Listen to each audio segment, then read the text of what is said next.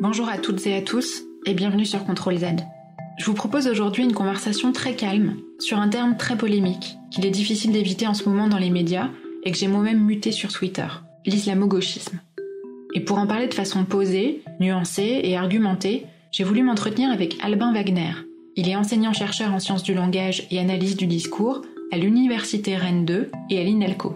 Je sais pas s'il a gangréné nos universités comme le prétend le ministre de l'Éducation, mais ce qui est certain, c'est qu'il a gangréné certains discours politiques et surtout nos espaces médiatiques.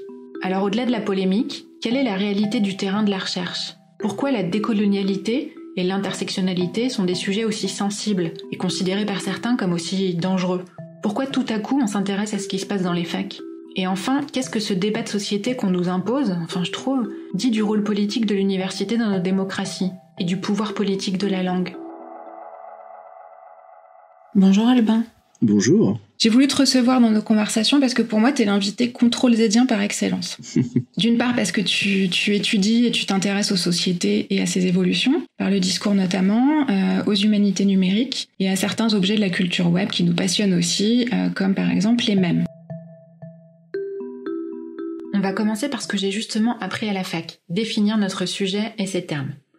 Est-ce que tu peux nous faire une très brève histoire de l'islamo-gauchisme ? Et notamment nous dire d'où vient le mot et ce que tu penses de lui. L'islamo-gauchisme, en fait, alors, il y a plusieurs manières de l'aborder. Il y a le fait de dire que ça n'existe pas, c'est-à-dire qu'effectivement, c'est un anathème qui est jeté, en fait, sur des communautés entières de gens qui regroupent à la fois des chercheurs, des militants, des associations, enfin, des gens assez variés, assez divers, et qui, en gros, est utilisé pour insulter ou injurier en fait des personnes. Donc du point de vue purement de l'observation, l'islamo-gauchisme, il n'y a pas de courant islamo-gauchiste, il n'y a pas de parti ou de mouvement ou d'association islamo-gauchiste, ça n'existe pas. En fait, le terme a été importé, on va dire, ou utilisé par Pierre-André Taguieff. On vient souvent en fait à son ouvrage, mais à vrai dire, le terme circulait déjà en fait avant dans les sphères d'extrême droite, et plus généralement, on va dire que il renvoie à une réalité électorale, ceci dit, qui a effectivement existé, notamment en Grande-Bretagne à un moment donné, où on avait certains partis de gauche ou d'extrême gauche qui essayaient de remporter le vote en fait d'électeurs musulmans pour avoir plus de voix. C'était dans certaines parties de l'Angleterre à une certaine époque. Enfin, tout ça est excessivement, on va dire, c'est vraiment le fruit d'une époque, et c'est quelque chose qui est vraiment contextuel, quoi. Je veux dire, c'est pas quelque chose qu'on peut généraliser comme ça. Et en plus de ça, c'était plutôt une forme d'alliance politique que de projets de société pour renverser, je sais pas moi, la société telle qu'on la connaît, que ça n'a vraiment rien à voir avec ça. Donc en fait, effectivement, le terme est apparu il y a une petite dizaine d'années. Elle a prospéré en fait dans les sphères d'extrême droite d'abord. Alors effectivement, on se raccroche souvent à l'ouvrage de Taguieff, et puis on va plutôt aller chercher des gens comme Gilles Kepel aussi, ou des gens comme Luc Ferry, mais à vrai dire, ces personnes-là l'ont popularisé, ou en parlent dans les médias, mais le terme est en circulation très très forte, encore une fois, vraiment dans les sphères d'extrême droite. Donc on ne peut pas effectivement à la fois se dire c'est des scientifiques qui utilisent ce terme-là, donc ça veut dire qu'il est neutre, et à côté de ça, ne pas vouloir voir que on a effectivement des personnes très mal intentionnées qui l'utilisent pour stigmatiser tout un ensemble de populations. Donc moi, ce que j'en pense, en fait, au final, c'est que s'il n'existe pas l'islamo-gauchisme en tant que courant, le terme, en tout cas, lui, sert vraiment à catégoriser des comportements sociopolitiques, et notamment, on va dire, à mettre au banc des gens qui pensent que l'islam n'est pas un problème, en fait, parce que l'islam n'est qu'une religion parmi d'autres, en fait, en France. Et en fait, on a, en fait, dans le terme même islamo-gauchisme, une confusion. C'est un mot valise, donc c'est un mot qui est créé pour combiner deux ensembles sémantiques, on va dire. Le premier, c'est islamo. Et islamo, ça veut dire que on sait pas si on parle d'islamisme ou d'islam. Donc on sait pas si on parle de la religion, de la pratique religieuse, de la foi, ou si on parle de l'extrémisme islamiste. Donc déjà, le fait qu'il y ait un flou sur islamo montre bien qu'on cherche non pas à désigner quelque chose de précis, mais qu'on cherche à vraiment mélanger un peu tout.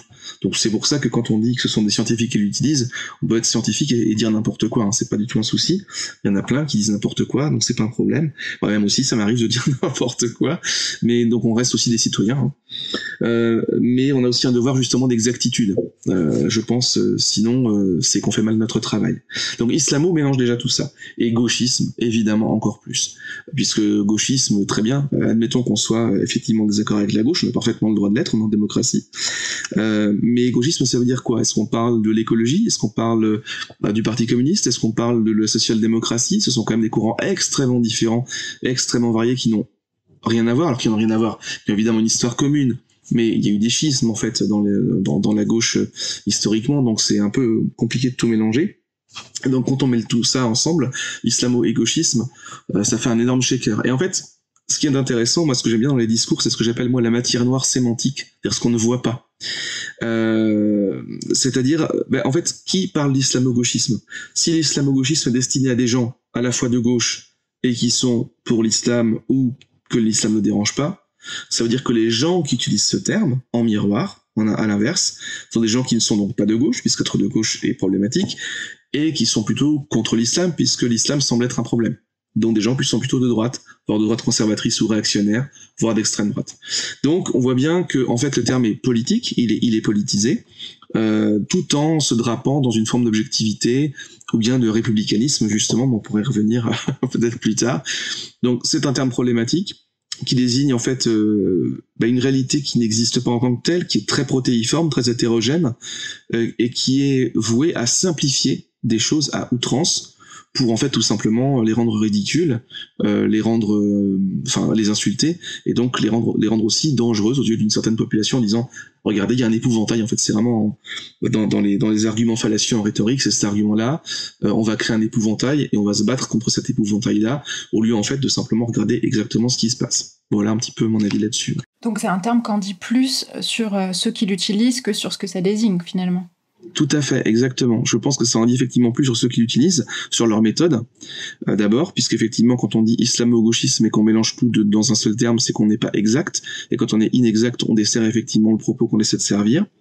Et puis, en plus, la façon dont il circule, du point de vue politique, c'est ce que moi j'avais essayé de regarder, dans l'analyse de commentaires sur les réseaux sociaux, de commentaires sur les pages Facebook, sur les vidéos YouTube, etc., par exemple, de voir comment est-ce que les internautes réagissaient par rapport aux articles qui traitaient d'islamo-gauchisme, et très vite on voit que ça dérive sur la question des musulmans en fait. Donc on voit bien que les internautes eux-mêmes finalement, enfin certains internautes, ceux qui commentent, vont en tout cas immédiatement directement stigmatiser les musulmans. Donc l'islamo-gauchisme, en fait cette polémique-là, non seulement jette l'opprobre sur le monde universitaire, mais surtout, elle est une occasion de plus de stigmatiser les musulmans en France. La chercheuse Christelle Rabier a porté plainte contre le député LR Julien Aubert pour injure publique après un tweet dans lequel il la désigne comme islamo-gauchiste, aux côtés de 7 autres chercheurs. Est-ce que c'est une injure? Tu le disais déjà un petit peu. Est-ce que ça peut le devenir? Et surtout, qui décide en fait? Alors, qui décide, c'est la pratique sociale. Donc en fait, c'est une injure quand on sent qu'on est injurié par le terme. C'est une injure à partir du moment où on se sent injurié. Et c'est une injure à partir du moment où c'est utilisé comme une injure, c'est-à-dire qu'effectivement, le député en question avait fait un petit tableau de chasse avec les noms, en jetant en fait en pâture les noms de chercheurs, de chercheuses d'ailleurs beaucoup. Comme par hasard. Et comme par hasard, voilà. Et effectivement, on les a fait blanc de ce terme-là. Et en fait, à partir de ce moment-là, il y avait en fait le terme, moi je trouve pas particulièrement insultant parce que je trouve plutôt grotesque qu'autre chose, à vrai dire. Mais quand on quand on utilise ce terme-là, qu'on met publiquement ce terme sur le nom et le visage de certaines personnes et qu'on dit ces personnes sont dangereuses, il faut s'en occuper, ça devient plus problématique. Ça veut dire en fait qu'on les affiche. Ça fait penser effectivement à Sciences Po Grenoble, encore une fois, cette polémique aussi. À partir du moment où en fait, d'un côté comme de l'autre, on utilise en fait ce type de méthode-là, où on affiche des noms, où on donne des accusations et où en fait on livre tout ça à la vindicte populaire en disant aux réseaux sociaux par exemple ou ailleurs, en disant regardez, ces personnes-là sont problématiques, si vous n'êtes pas d'accord avec elles, faites-en ce que vous voulez de ces informations-là, mais je suis peux rien, je suis seulement la personne qui les diffuse. Bon, le problème c'est que d'abord on sait que le cyberharcèlement ça existe et ça se base sur ces ressorts-là très exactement, d'une, et de deux surtout quand un régime en fait démocratique commence à partir dans ce type de délire-là, on sait où ça peut terminer. Alors évidemment, sans faire de grosses comparaisons, voilà, on peut faire de points Godwin non plus, mais voilà, c'est un chemin dangereux. Ça, c'est clair et net. C'est un chemin dangereux. Et Christelle Rabier a eu, je pense, raison de porter plainte, en fait. Enfin, en tout cas, c'est son droit, surtout. Mais on n'a pas le droit de mettre comme ça, d'injurier les gens publiquement, et surtout d'inciter, en fait, d'autres internautes, d'autres personnes à s'occuper de ces cas-là. C'est ça qui est grave, en fait, dans ce contexte précis. Et ce contexte, il semble se répandre à tout un ensemble de domaines, et c'est un peu inquiétant, quand même. Un mot peut être interprété de différentes façons, puis pour certains c'est une injure, pour d'autres en fait on peut l'utiliser aussi comme un retournement du stigmate, c'est-à-dire qu'on va utiliser le mot en fait pour justement se donner une identité. Il y a tout un ensemble de comptes Twitter de collègues du coup qui se sont mis dans leur bio Twitter par exemple islamo-gauchiste, pour un peu justement rire de ça, préférer en rire en tout cas.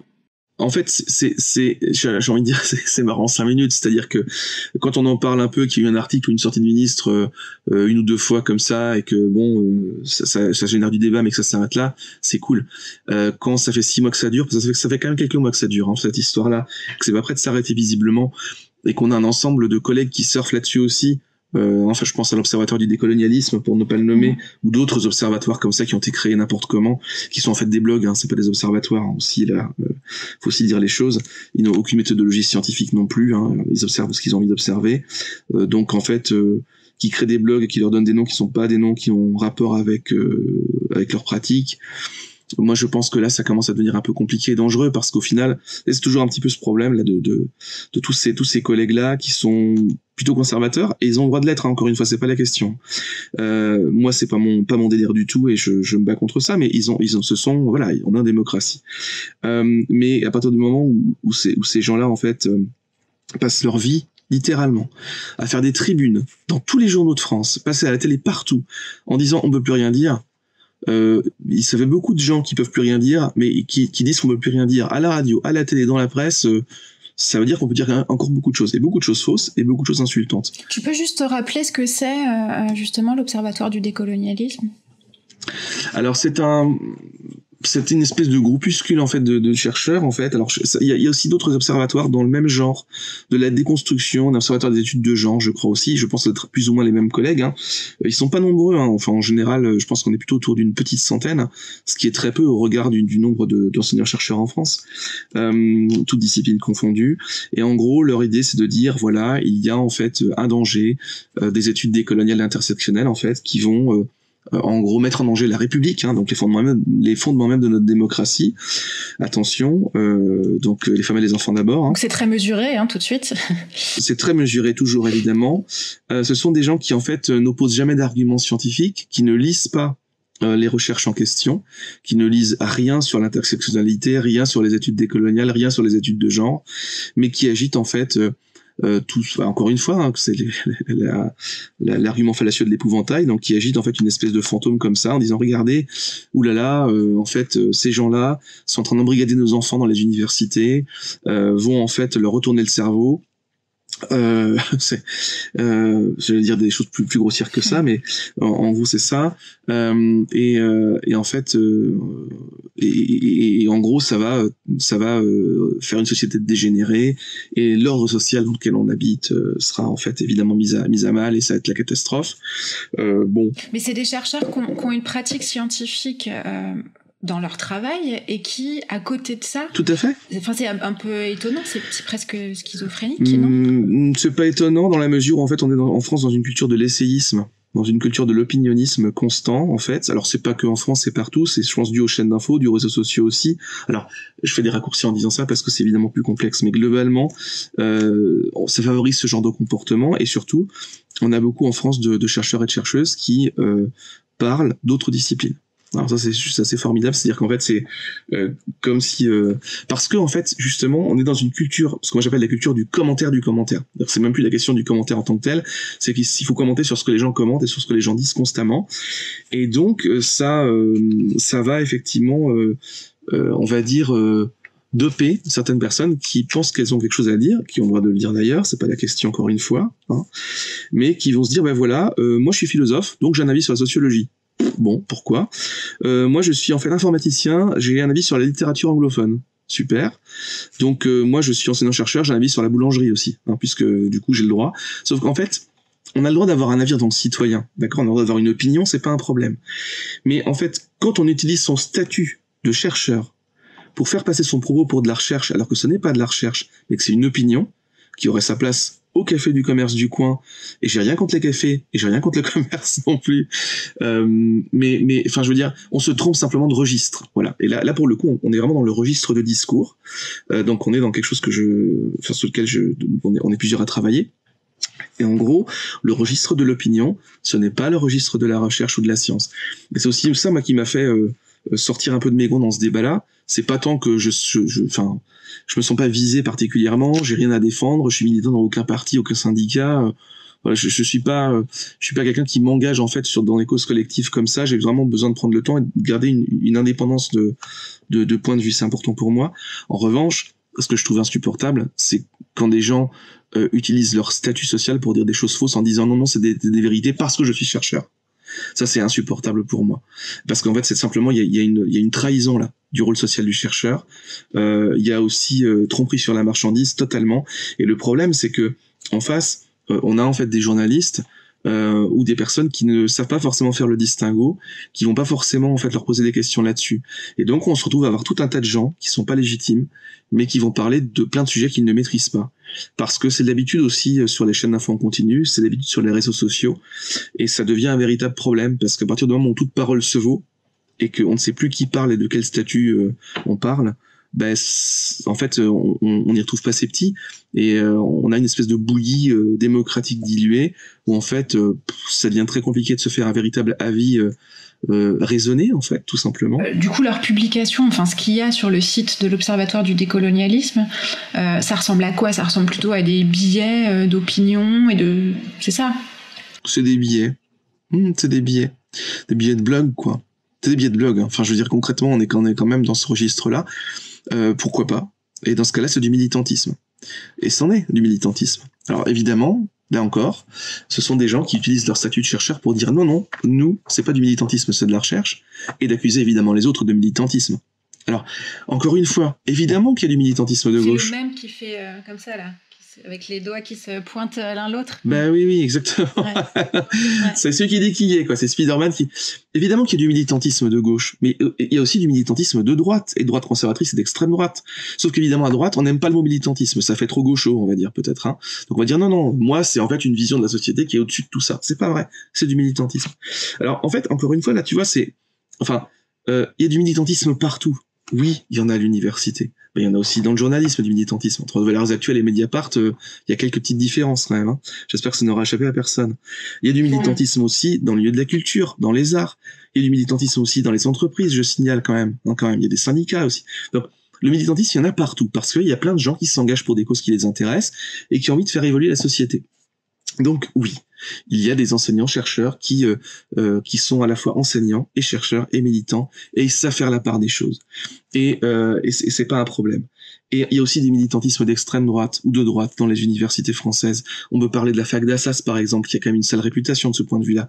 On peut parler aussi à Montpellier, lorsque le doyen de la faculté de droit, je sais plus son nom, a fait intervenir des milices, hein, on peut le dire, pour déloger des étudiants d'amphi, en leur tapant dessus. C'était clairement du militantisme d'extrême droite aussi. Et là, il n'y a pas eu de levée de bouclier. Après, en fait, c'est toujours un petit peu l'argument de dire oui, mais les militantismes, en fait, les militantistes, de gauche, ils donnent cours aux étudiants. Donc, ils leur farcissent la tête de conneries. Ils leur pissent dans le cerveau, pour être très clair. Alors, en fait, comment dire, ça marche pas comme ça, l'université. L'université, c'est un lieu, effectivement, où on peut débattre. Donc, il y a des débats dans les cours. Moi, quand on peut aborder des sujets de société, je fais débattre mes étudiants, par exemple, aussi. Je vais suivre des étudiants sur des mémoires de master, des fois, où je suis pas forcément d'accord avec les présupposés, mais ça m'intéresse parce que c'est un autre point de vue. Et je suis désolé, mais quand on est chercheur et qu'on fait son travail correctement, c'est la diversité des points de vue qui est intéressante, diversité épistémologique, évidemment, et méthodologique. Donc ça, c'est quelque chose qui me paraît vraiment très très important. Et puis surtout, quand on est investi dans une année de licence ou de master, on n'a pas qu'un seul regard, hein, on a plusieurs profs. Hein. Sur un ensemble de parcours de licence et de master, si on fait un master, on fait 5 ans d'études, on aura eu peut-être une bonne centaine de profs quand même. Et je suis peut-être encore en deçà du chiffre. Donc, on aura eu plein de points de vue différents sur des sujets différents. Donc, à moins que toutes ces centaines de profs-là se soient donné le mot pour se faire une réunion secrète en disant ce qu'on va dire dans les cours, ça va être ça, et en fait, on va tous les embrigader, ce qui évidemment n'existe pas. Enfin, déjà, les profs ont du mal à se voir les uns les autres, surtout en ce moment. Enfin, je veux dire, en plus, cette polémique, elle arrive à un moment où les gens ne se voient même pas. C'est-à-dire que les gens ne s'organisent pas. Les étudiants sont à la peine, les pauvres, ont déjà du mal à se connecter pour faire cours, ont du mal à avoir enfin, ceux qui, en fait, en tout cas, sont en difficulté, ont déjà du mal à avoir de quoi bouffer, en fait, la semaine. Donc, les enseignants sont submergés entre les tâches pédagogiques, administratives et la recherche. Enfin, s'il y avait vraiment un mauvais moment pour sortir cette polémique, c'est celui-là, parce qu'en plus, ça correspond à aucune réalité tangible. Et est-ce qu'elle n'est pas justement instrumentalisée pour pas parler des vrais problèmes de l'université actuelle? Si, c'est-à-dire que moi j'aimerais bien que l'Observatoire du décolonialisme fasse aussi, par exemple, un observatoire de la pauvreté étudiante.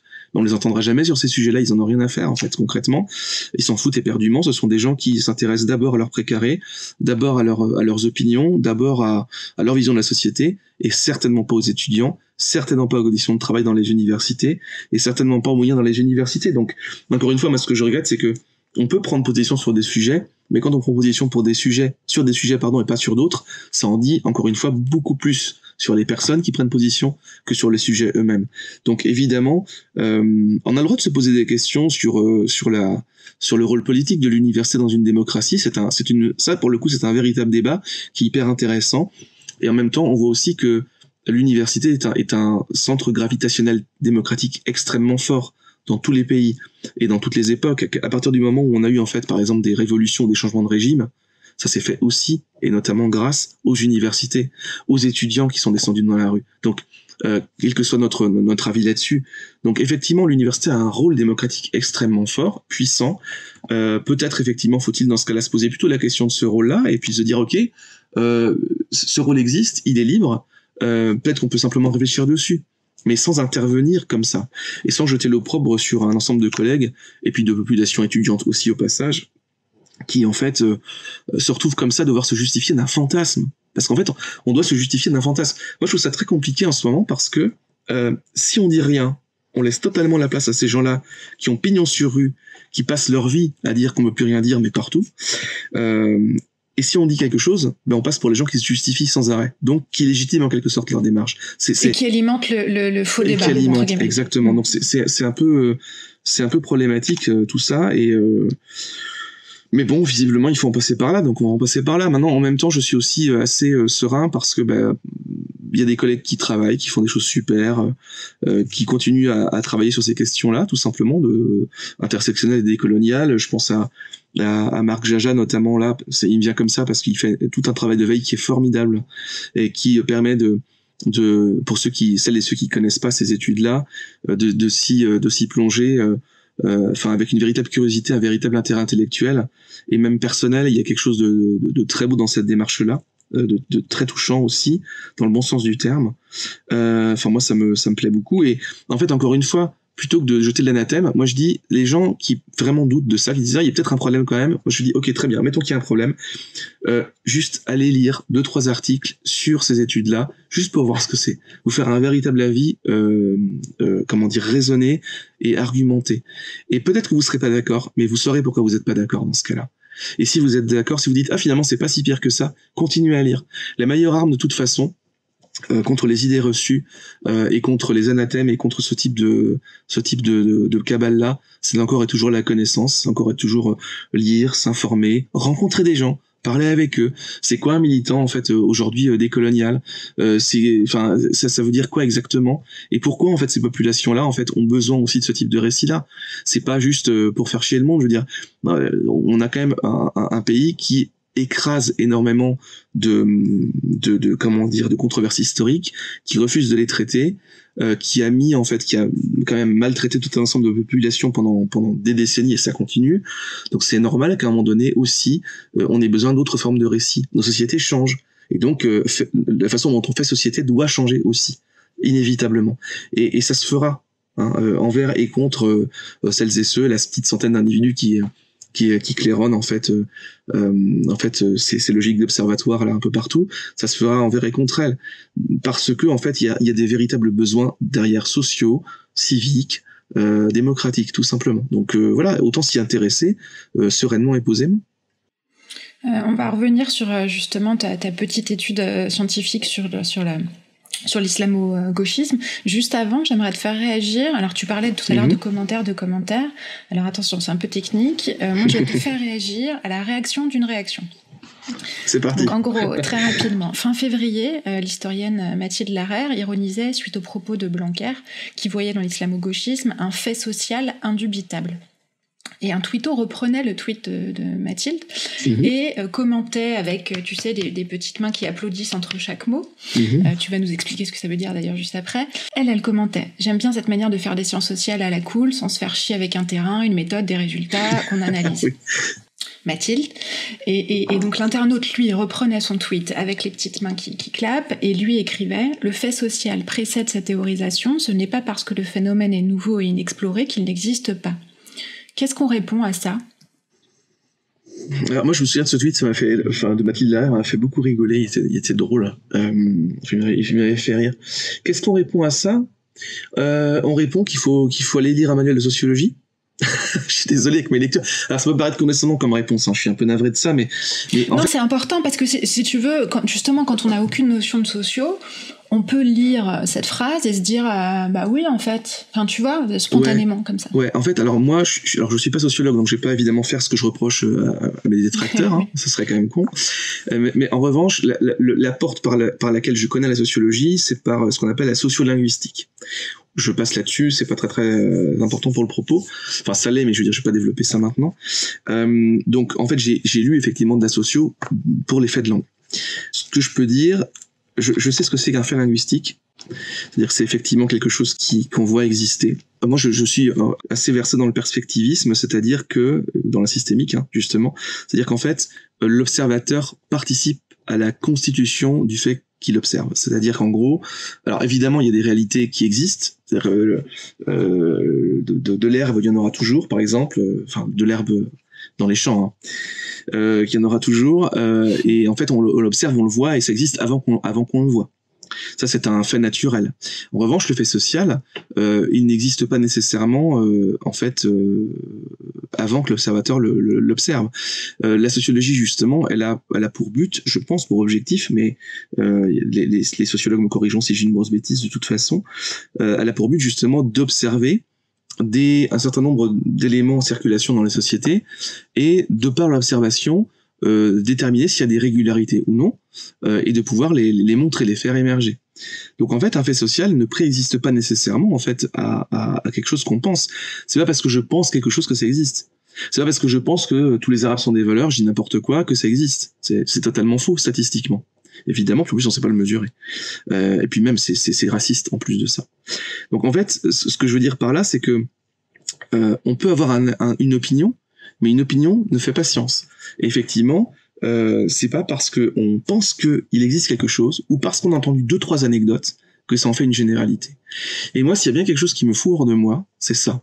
On passe notre vie, d'enseignants-chercheurs, à former nos étudiants sur attention aux généralités, attention, il faut bien observer les faits, attention, une anecdote. Alors une anecdote c'est intéressant, ça peut effectivement être une interview, un entretien, une étude, mais ça reste qualitatif et ça permet pas nécessairement, même si ça peut mettre en lumière un certain nombre de problématiques, ça veut pas nécessairement dire qu'on peut en faire une généralité. Donc faut faire attention à tout ça. Et on se retrouve avec des chercheurs, des collègues qui ont sans doute les mêmes propos que les miens dans leur cours en plus, dans leur séminaire de master ou de doctorat, et qui font totalement l'inverse. C'est-à-dire qu'ils vont prendre 2-3 anecdotes qui vont en faire une généralité. Et c'est pour ça que j'étais un peu mortifié de la question. Ils vont faire ce que mon père fait à table le dimanche midi, quoi. Ouais, tout à fait, exactement. Et pourquoi pas? Parce que le dimanche midi, c'est à sa place, d'accord. On va peut-être boire un coup de trop, puis on va dire 2-3 conneries, et voilà. Et tout le monde va faire la sieste, on va se calmer. Mais on a trop mangé en plus. Mais en fait, quand on a la chance de manger, évidemment. Mais en fait, le truc, c'est que derrière tout ça, ce qui meurt de moi, c'est que en fait, on passe notre temps à essayer de dire attention, de décortiquer les choses, enfin moi en tout cas je passe mon temps à faire ça. Et à côté de ça, en fait c'est mais emporté en fait par une vague de bullshit en fait, totalement.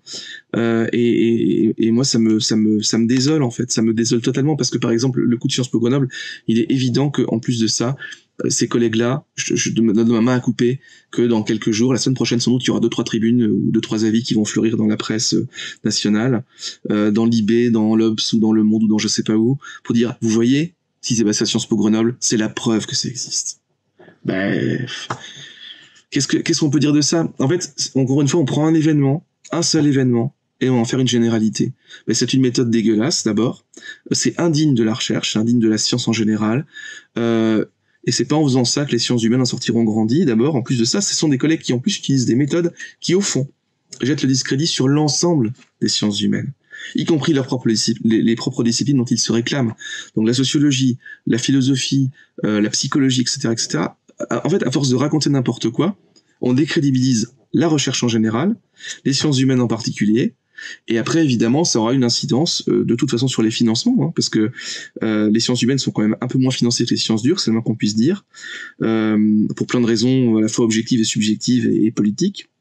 Donc, ça va pas nous aider d'avoir en fait des gens qui racontent n'importe quoi. Ça va pas nous aider du tout. Donc, c'est effectivement très problématique pour moi. Est-ce que tu peux nous résumer rapidement l'étude que tu as faite sur l'islamo-gauchisme et les derniers billets que tu as écrits sur le sujet ? Alors, j'ai fait deux choses. Il y a une première petite étude, en fait, dans un article qui s'appelle le croissant et la faucille, qui est un billet de recherche, qui a été repris dans Mediapart, et qui, en fait, s'amusait à regarder quels étaient les effets, justement, de ces articles de discours, en fait, de l'islamo-gauchisme, sur les commentaires des internautes, et comment les internautes s'emparaient de ça, ce qui montre, en fait, justement, les répercussions. C'est un peu comme quand on jette un caillou dans une mare, on voit en fait les mouvements de la surface de l'eau, et je m'intéressais à ces mouvements-là. C'est ça qui m'intéressait. Donc effectivement, je suis allé prendre tout un ensemble un corpus assez large en fait de publications qui sont accessibles du coup, et où j'ai bien vu que tout de suite ça partait dans un délire de racisme anti-musulman, c'était très clair. Donc l'islamo-gauchisme et la polémique, elle libère cette parole-là, c'est évidemment dangereux et grave. Et j'ai fait une deuxième étude qui est moins une étude d'analyse de discours et plutôt une étude c'est plus du comptage en fait, hein, c'est vraiment très simple. Et là, je suis allé en fait regarder sur 4 portails, dont 2 portails de sciences humaines, c'est peut-être les plus intéressants, Kern et Open Edition. Et j'ai compté, tout simplement. J'ai fait des petites stats sur les articles qui sont publiés en fait sur ces portails-là, et je me suis rendu compte en fait en regardant bien que on avait au total sur les publications dans Kern et dans Open Edition entre 2 et 2,5% de publications qui traitaient des études décoloniales, de l'intersectionnalité, des faits de racialisation. Donc c'est évidemment rien du tout. Et j'ai regardé évidemment du coup aussi l'évolution sur les 10 dernières années pour voir s'il y avait une évolution de ces mots-clés-là. Et on voit qu'il y a une évolution effectivement notamment sur Open Edition et sur Kern, et sur Open Edition surtout, pas sur Kern, de ces mots-clés, mais cette évolution, elle se tasse depuis 2015, donc en fait elle évolue pas beaucoup, et puis en fait sur le pourcentage total de publication, en 10 ans, on est passé de 2,5 à 3,5%, donc c'est que dalle. Ça veut dire qu'en fait sur l'ensemble des publications en sciences humaines, parce que ces études-là, il faut savoir que les études décoloniales ou intersectionnelles, et encore une fois, il y a plein de gens bien mieux placés que moi pour en parler, hein, en fait, sont des études qui sont transdisciplinaires. Donc, on peut en avoir en études littéraires, en études anglophones, en philosophie, en sociologie, en psychologie, en art, en sciences du langage, en infocom. Donc, il y en a un peu partout. Et en fait, quand on regarde un petit peu tout ça, on voit que quand on augmente de 2,5 à 3,5% en 10 ans, 3,5% sur l'ensemble des publications, d'accord, en 10 ans, qui ont été déposées sur la plateforme, qui ont été publiées. Donc c'est que dalle. On est presque à la bourre. On est totalement là. De toute façon, sur ces sujets-là, en plus de ça, mais parce que c'est l'histoire politique de la France, hein, je pense, il y a un poids et une chape de plomb là-dessus, mais on est très à la bourre par rapport à d'autres pays, y compris des pays comme l'Allemagne, voilà. Et je vais pas parler des États-Unis ou du Royaume-Uni, parce qu'on va dire que justement, je fais de l'import de ces thèses-là, etc., que c'est grave.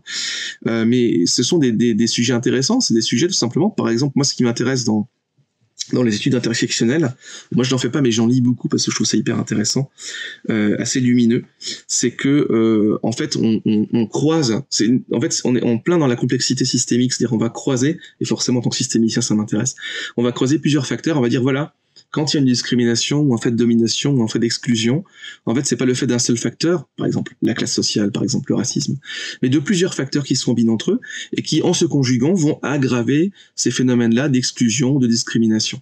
Et donc c'est hyper intéressant parce que ça permet justement de croiser énormément d'approches disciplinaires et ça permet d'avoir en fait une vision beaucoup plus fine sur la complexité des faits sociaux, quand on les regarde et qu'ils existent. Justement, donc c'est plutôt stimulant intellectuellement en plus de ça.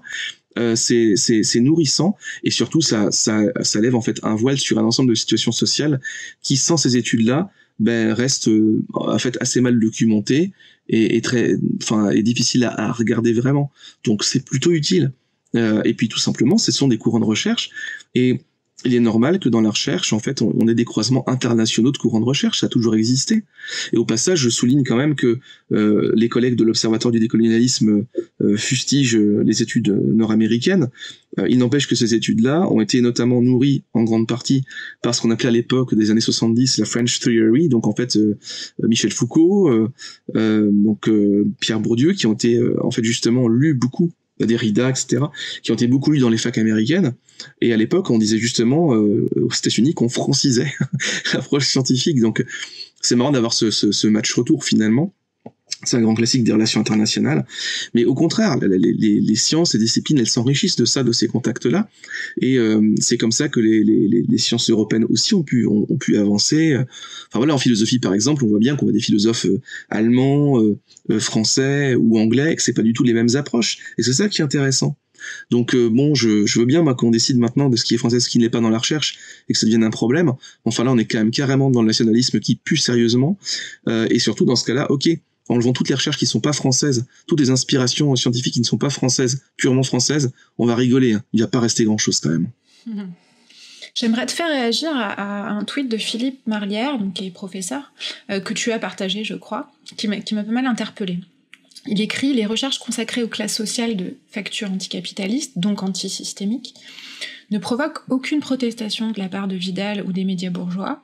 Les rares recherches consacrées au genre ou à la race déclenchent un tollé général. Intéressant, non. » Comment comprendre ça ?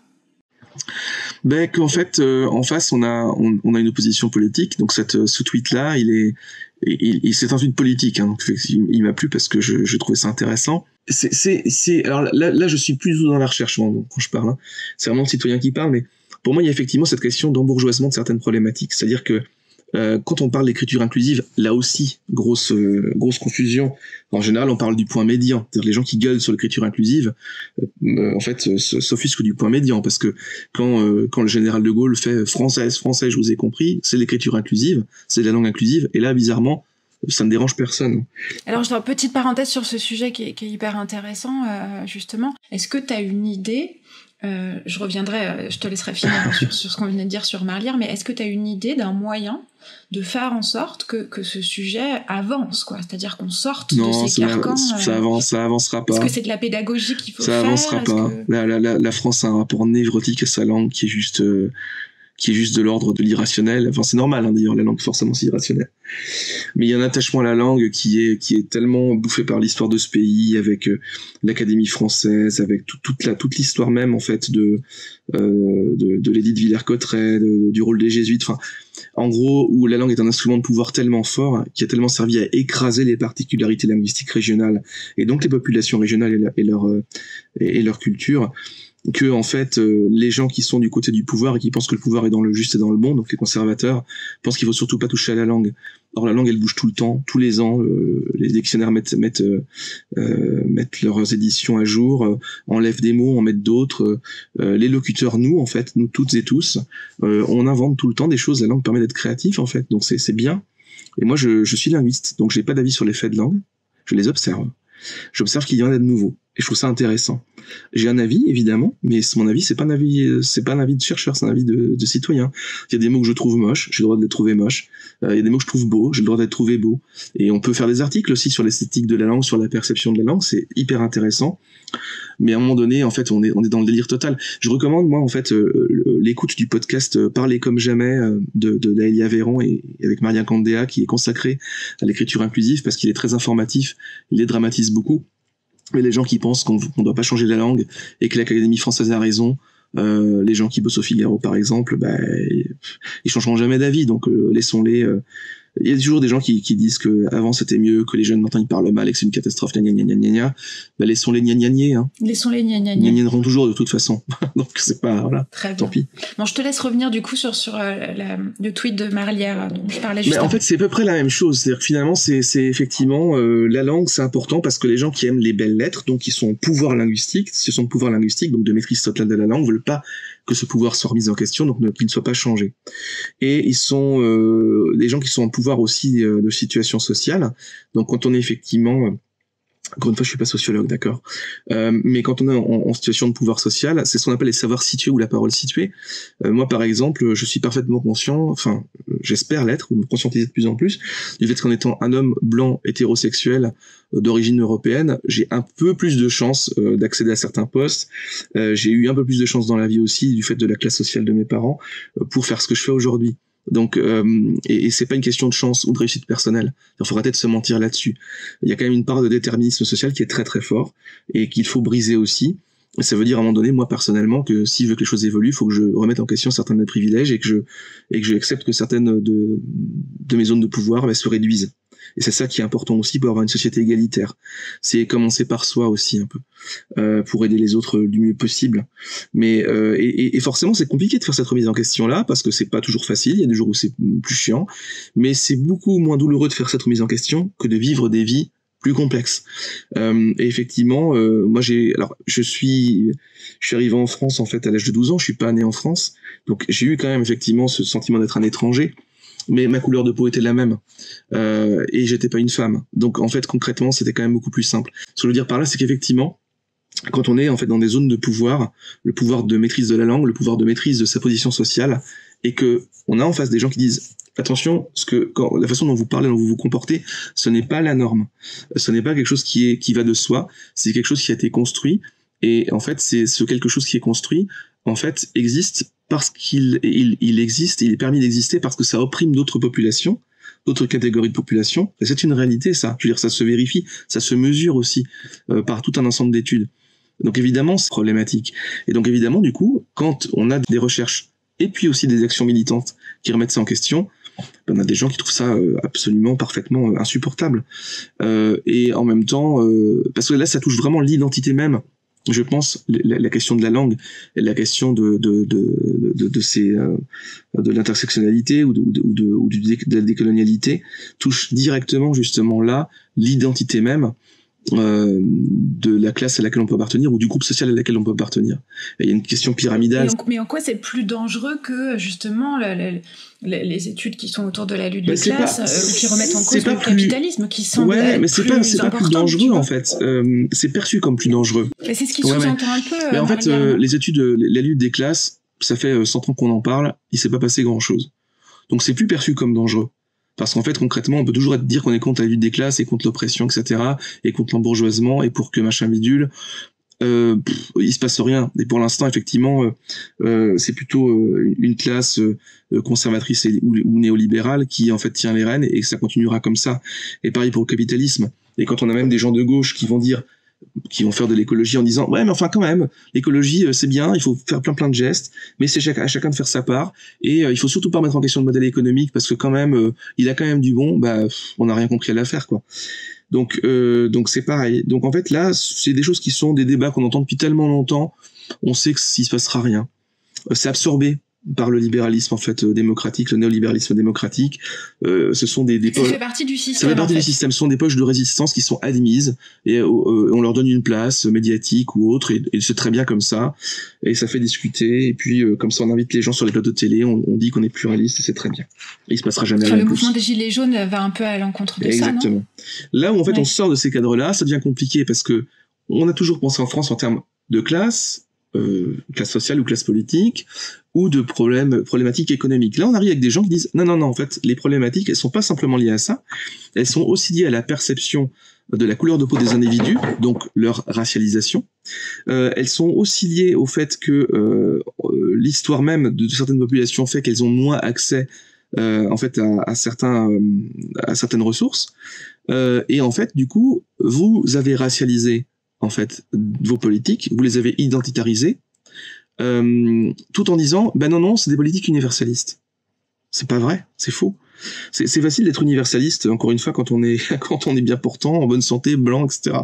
C'est moins facile de l'être quand on voit qu'en fait on est victime de politiques qui se disent universalistes alors qu'elles font exactement l'inverse de ce qu'elles prétendent faire. Et en fait, ça agresse, ça attaque aussi la France sur deux choses importantes pour elle. La langue, écriture inclusive, et le modèle universaliste républicain, qui en fait, moi j'ai un avis là-dessus qui est un peu tranché, mais qui est lié en fait à des études que j'ai pu faire sur les concepts d'identité et de culture, mais qui est en fait une forme de religion d'État en fait, le républicanisme, et qui sert en fait une petite partie de la population, une petite élite dans cette population-là en tout cas. On va pas revenir en détail sur l'affaire Beau et Noiriel, mais elle a quand même pris beaucoup de place dans le débat public d'un certain microcosme, toujours évidemment ces derniers temps.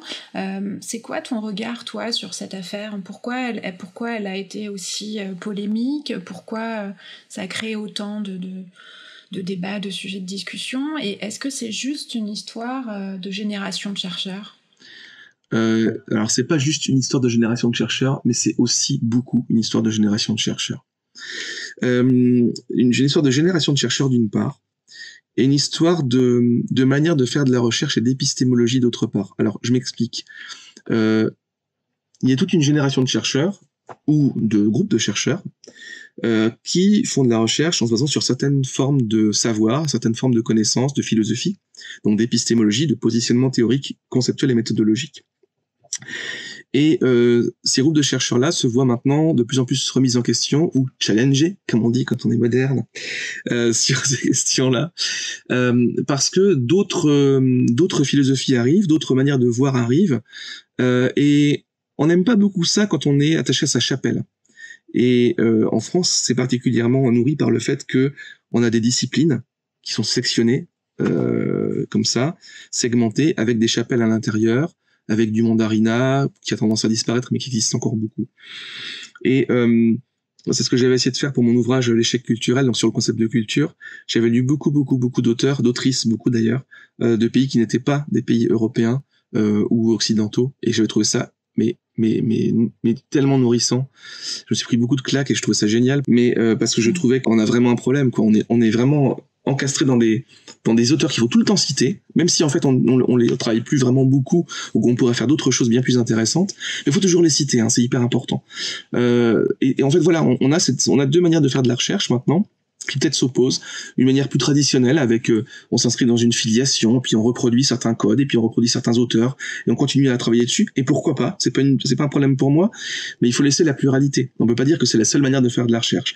Et à côté, on a d'autres manières qui arrivent, plus ethnographiques aussi, peut-être, et aussi qui vont mobiliser d'autres types de savoirs, d'autres types de traditions épistémologiques, dans d'autres pays, avec d'autres approches, qui sont vraiment... C'est ce qu'on appelle les studies. Par exemple, ouais, qui sont plus enrichissantes parce qu'en fait, on se rend compte quand on lit ces auteurs-là, ou ces autrices-là, que on a vécu dans une bulle qui est autoréférencée, et qui est mais parfois chiante à en mourir quand même. Enfin, je veux dire, c'est aussi ça.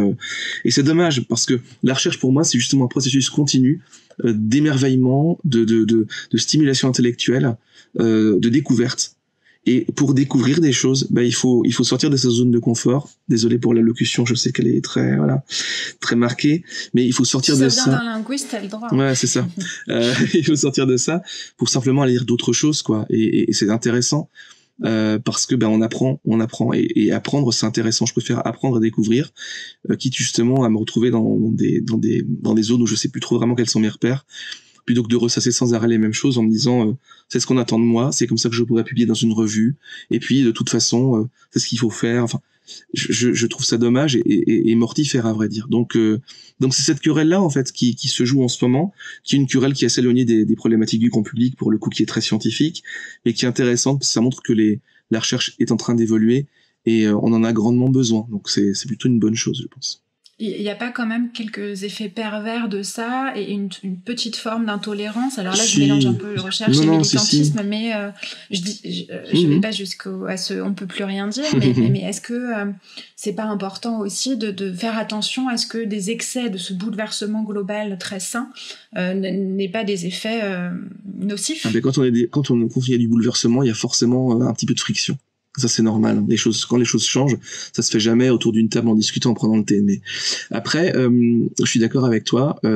C'était l'objectif de l'ouvrage, d'ailleurs, qu'on avait publié l'année dernière avec Jérôme Rava et Loïc Nicolas sur la valeur du désaccord. Et Dieu sait qu'on n'est pas toujours en accord les uns et les autres. Nous-mêmes, les éditeurs, on a des avis assez différents sur certains sujets, mais justement, c'est de dire, on peut discuter. On a le droit de discuter. C'est sain, c'est important. Et le désaccord doit pouvoir s'exprimer sans jeter d'anathème, sans traiter les uns les autres d'islamo-gauchistes ou de fachos, parce que c'est pareil en fait de l'autre côté. Quand on va dire faut pas débattre avec les fachos, en fait au bout d'un moment, en fait on peut pas dire que les uns jettent des anathèmes et que c'est catastrophique et d'autres faire la même chose quoi. Enfin moi ce qui m'intéresse c'est la discussion, le désaccord. Alors être en désaccord ça me dérange pas, être en désaccord respectueux, et évidemment que les choses sont en train de changer, de bouger, d'évoluer. Je pense que c'est pour une amélioration des choses dans la société, et qu'on en a besoin, et que en fait dans 50 ans on se dira que tout ça a été bien vain. Mais oui, il y a une forme de tutérisation de la société où en fait ce qui compte c'est d'être le plus méchant possible parce que quand on est méchant, on est percutant, on est repris, ça devient viral et c'est bien. Peut-être qu'on peut effectivement essayer d'être un peu plus bienveillant sans être angéliste non plus, mais je veux dire, Twitter est usant pour ça. Moi c'est une plateforme que j'adore et qui m'use beaucoup en même temps.